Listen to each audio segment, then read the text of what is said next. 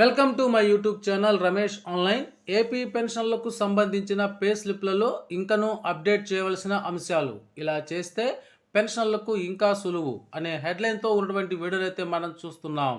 చూసే ముందుగా ఫ్రెండ్స్ ఎవరైనా ఫస్ట్ టైం మన ఛానల్ని విజిట్ చేసినట్లయితే తప్పకుండా సబ్స్క్రైబ్ చేసుకోండి. అదేవిధంగా వీడియో మీకు నచ్చినట్లయితే ఒక లైక్ చేయండి. ఇక విషయానికి వచ్చినట్లయితే ఏపీ పెన్షన్ల పే స్లిప్లలో ఇంకనూ అప్డేట్ చేయవలసిన అంశాలు.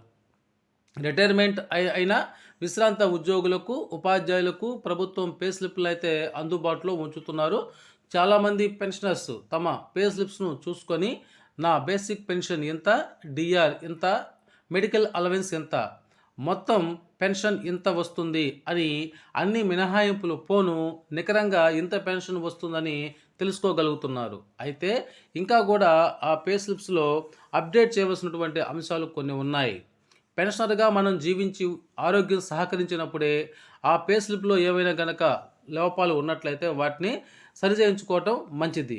లేకుంటే మన వారసులు ఫ్యామిలీ పెన్షన్ తీసుకునే సందర్భంలో కానీ లేదా మరి ఇతర సందర్భాల్లో కానీ ఇబ్బందులు పడవలసి వస్తుంది. మనం చూసినట్లయితే వాటిలో పే స్లిప్లో తప్పులు ఉన్నట్లయితే ముఖ్యంగా పుట్టిన తేదీ, బిల్ నెంబర్ కూడా ఈ పే స్లిప్లో జనరేట్ అయ్యేటట్లు చూడాలి. ఉద్యోగులకైతే నిధి యాప్లో మరియు నిధి సైట్లో చూపిస్తున్నారు, మరియు పెన్షన్లకు మాత్రము నిధి సైట్లోనే చూపిస్తున్నారు. పెన్షనర్స్కు బిల్లు నెంబర్ చూపించడం లేదు. బిల్లు నెంబర్ చూపిస్తే పెన్షనర్స్ స్టేటస్ను సులభంగా తెలుసుకోవడానికి అవకాశం ఉంటుంది. అదేవిధంగా డిఆర్కు సంబంధించి డిఆర్ ఎదురుగా ఎంత శాతం అనేది పే స్లిప్లో చూపించాలి.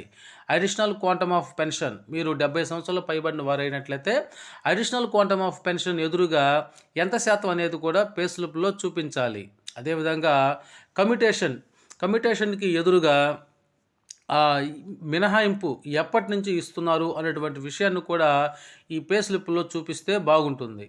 అదేవిధంగా ఎప్పటి నుంచి ఈ కమ్యూటేషన్ వాల్యూ ఆఫ్ పెన్షన్ అనేటువంటిది ఎప్పటి వరకు కూడా ఉంటుంది, ఎప్పటి నుంచి ఎప్పటి వరకు ఉంటుంది అనేటువంటి విషయాల్ని తేదీ, నెల, సంవత్సరంతో సహా పే స్లిప్లో చూపించాలి.